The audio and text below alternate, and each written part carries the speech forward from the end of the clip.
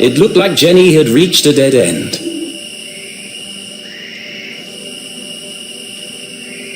She had no choice but to return to Susie's house for a comforting mug of hot chocolate.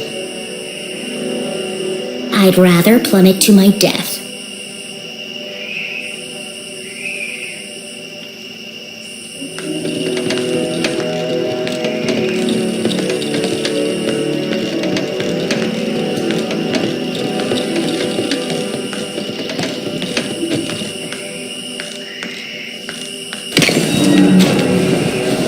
It was a terrifying drop to the rocks below. Surely she wasn't contemplating jumping across. Mom always says a great detective takes calculated risks. So let's do the math.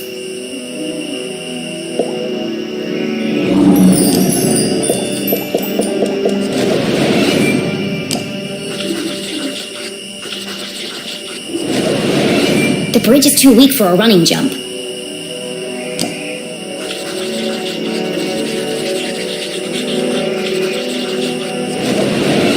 Taking into account the strong tailwind, and factoring in my athletic prowess, or lack thereof, I could make that jump 2 out of 3 times. Not bad odds.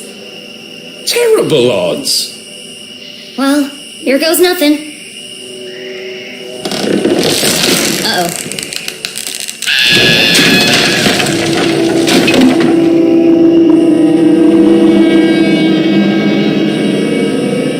Okay, maybe the odds weren't so good. And now she was dangling from a splintered plank, one slip away from certain death. It's just like climbing a tree. Just don't look down. Don't look down.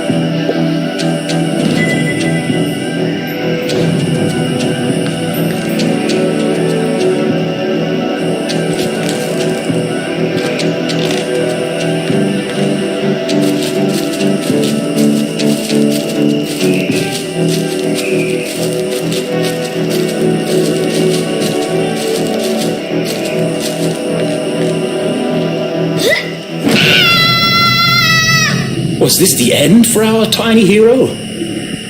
As her spindly muscles began to give way, an image flashed before Jenny's eyes. Her mother, dangling from a ledge, unable to pull herself to safety. How could she possibly save her family when she couldn't even save herself? I can't give up now. Mom needs me.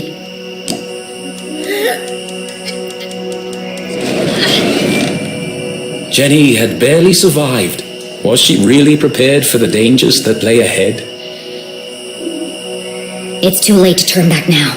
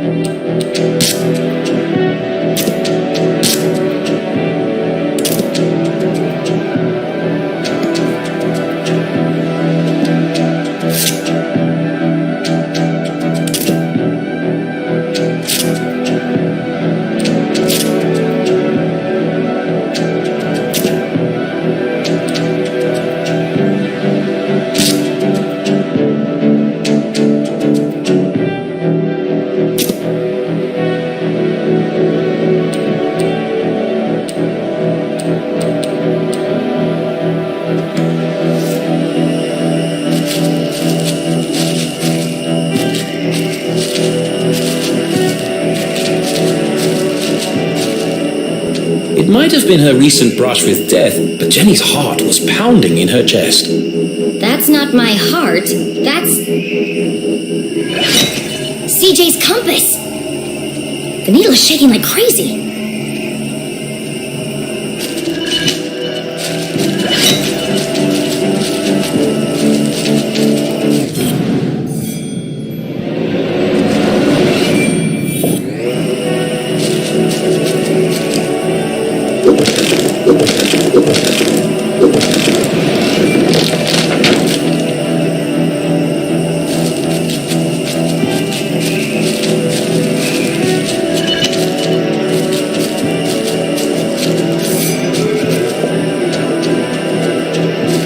Is this what the compass was pointing to? Jenny paused for a moment and listened. It was quiet but distinct, a constant pulse, mechanical, unnatural.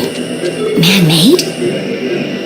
But other than the sound it emitted, this rock was like any other in the forest.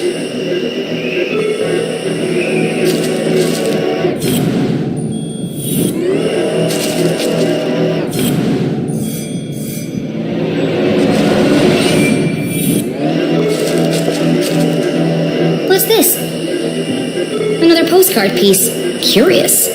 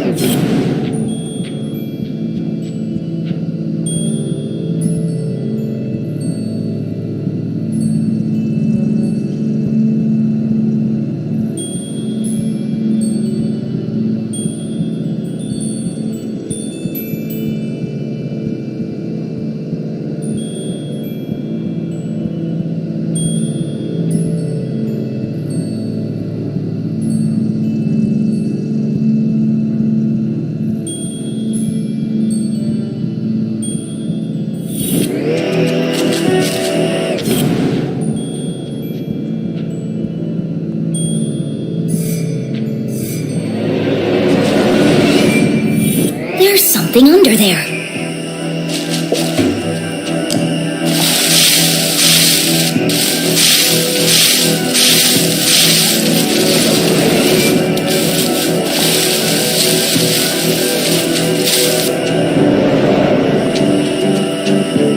Jenny had spent her whole childhood exploring the woods behind her house.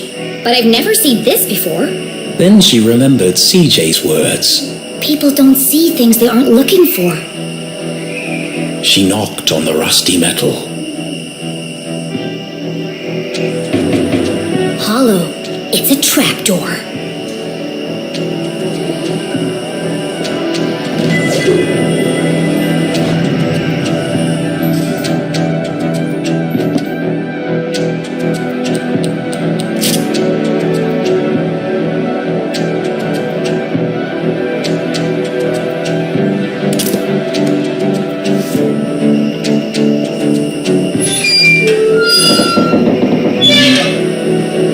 It's rusted up pretty badly. I can't move it.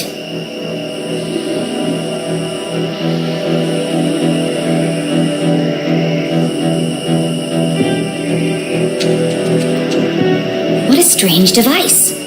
The wires are connected to the door.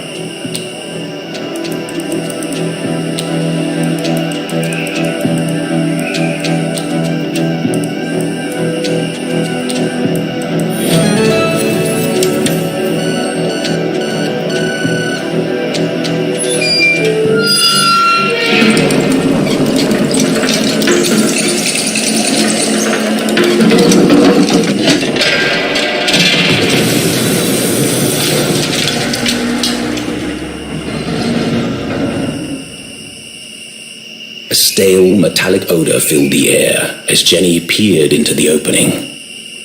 It sure is dark down there. Too dark. But I can't just leave this unexplored. I have to see where it leads. And so Jenny descended blindly into the unknown.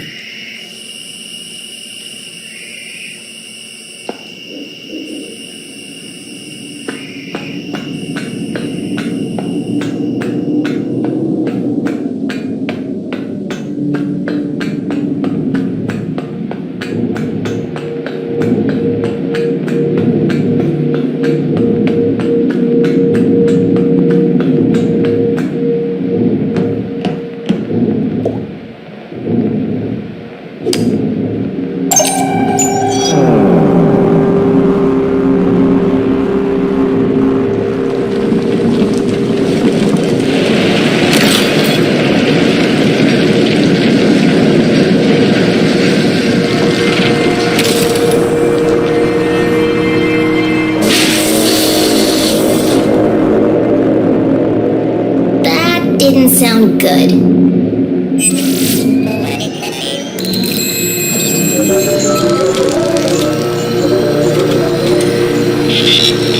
In all her short life, Jenny LeClue had never found herself in such a peculiar place. The town that once seemed a small, lifeless pond was suddenly an ocean of mysterious possibilities. Equal parts terrifying and intriguing, it was... incredible! Yes, an incredible mystery in her very own backyard.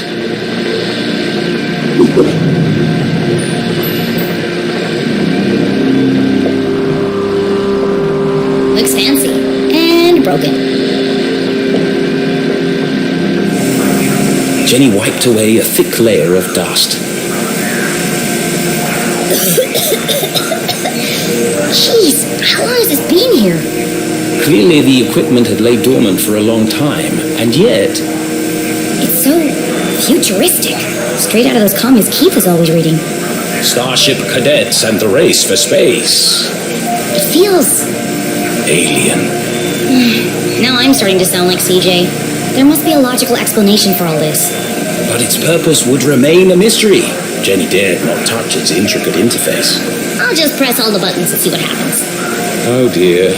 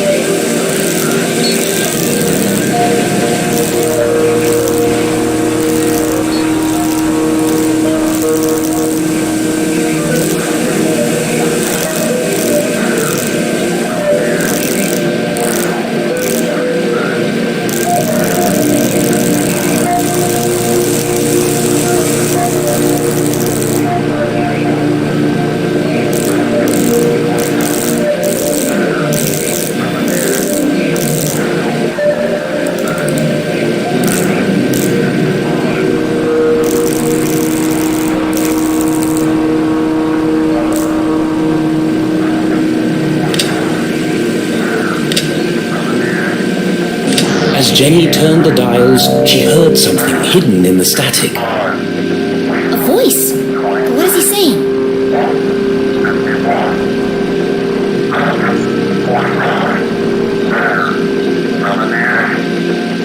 It's a pattern. It keeps repeating. Animals and numbers. Animals and numbers. People in the future sure talk weird.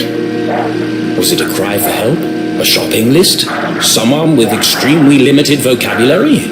Whatever it is, it must be important. And so she transcribed it in her journal.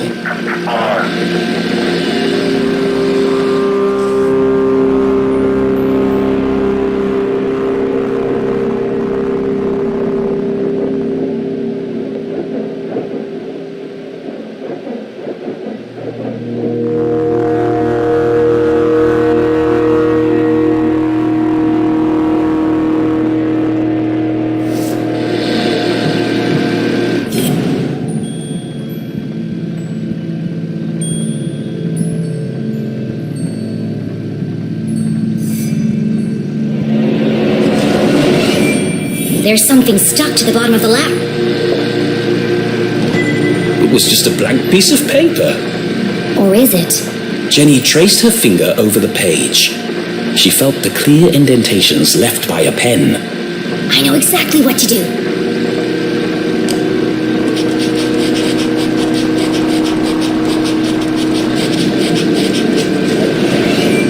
It worked. 1, 2, 3, 4. It was a code of some kind. The world's least secure code.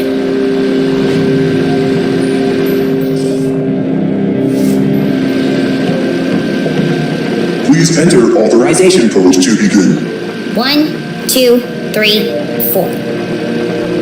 Code accepted. System authorized and on for activation.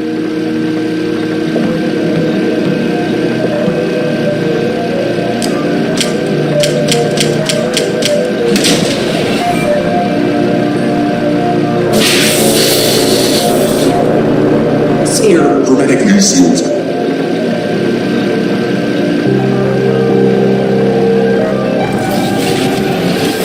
Magnetic transducer coils targeting. Rotations laser index stabilized. Commencing experiment page module 57.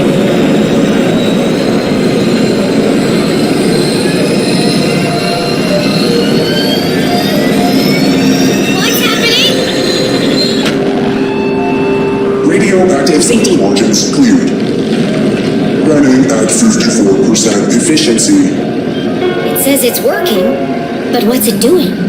Remember, a healthy employee is an effective employee. Please leave the station for your mandatory 15-minute smoking break. Decompressing spherical chamber.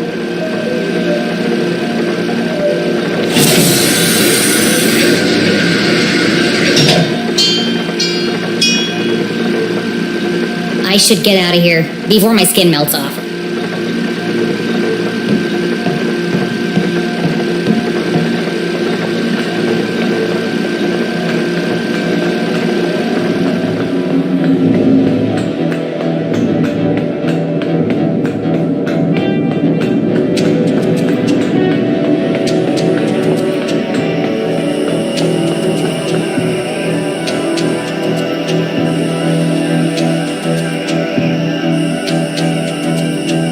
The boulders must have weighed a ton each, yet they floated in the air like balloons.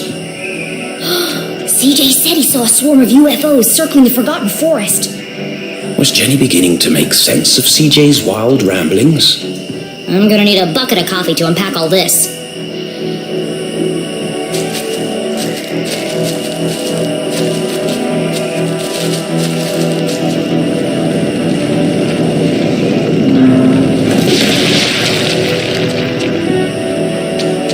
Oh, God.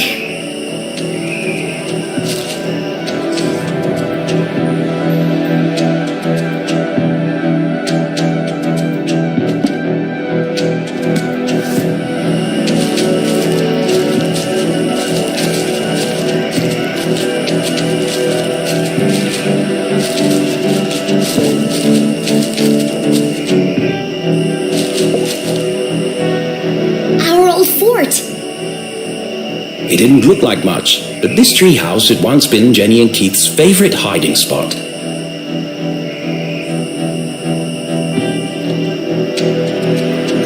I could never climb up there on my own.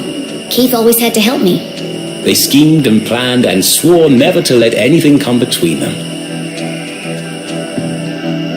Just thinking about him hurt.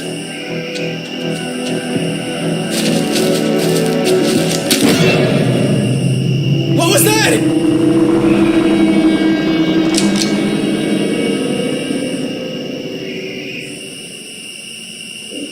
Steven! Steven!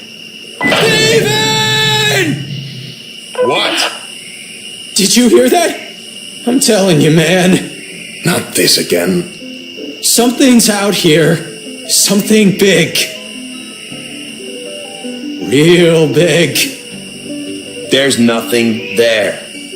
But I'm getting some super spooky vibes, man. For the last time, Kevin, the radio's off for emergencies only.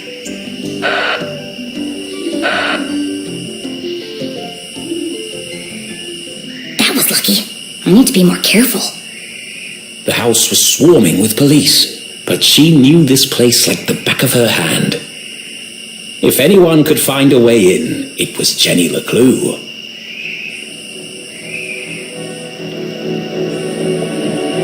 Out of the police's line of sight, the basement was her best entry point into the house.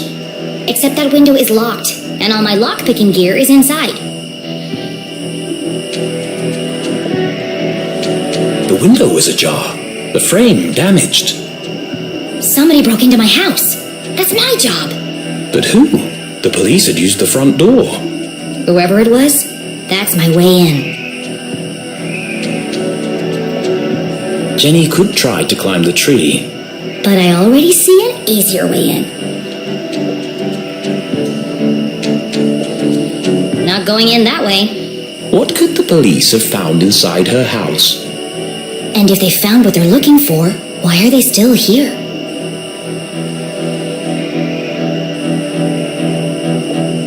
That's Mom's room. The window looked a promising point of entry. I could climb the tree up onto the roof. But as Jenny knew, all the windows on the second floor were bolted. Dad did it after a raccoon got in and trashed the place. It's tempting. But Jenny couldn't risk being seen by the police. There's probably a sneakier way in.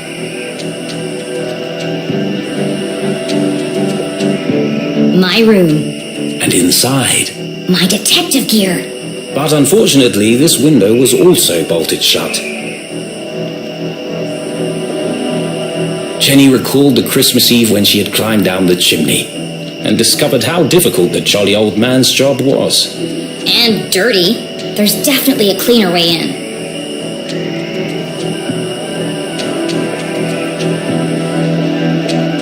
I carved that jack-o'-lantern. How normal life had seemed just days ago. For a moment, she missed that life. There'll be plenty of time to carve pumpkins once I've saved my mom. Dang, we've got the back door covered too.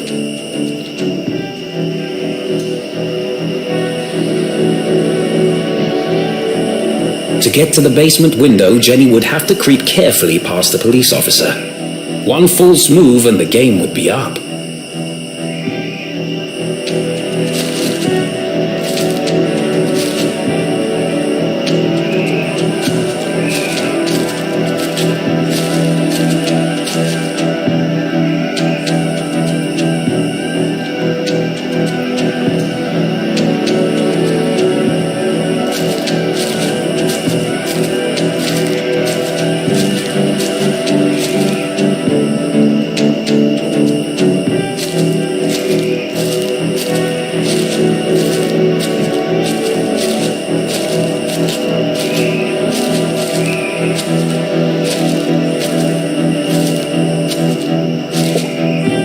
Someone definitely forced this open.